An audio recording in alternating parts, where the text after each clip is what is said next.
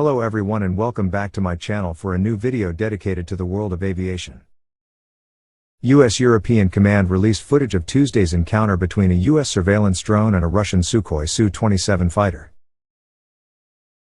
The video shows the MQ-9 Reaper drone's camera pointing back at its tail, the drone's propeller and an approaching Russian fighter. As it approaches, the Russian plane dumps fuel to disrupt U.S. drone activity.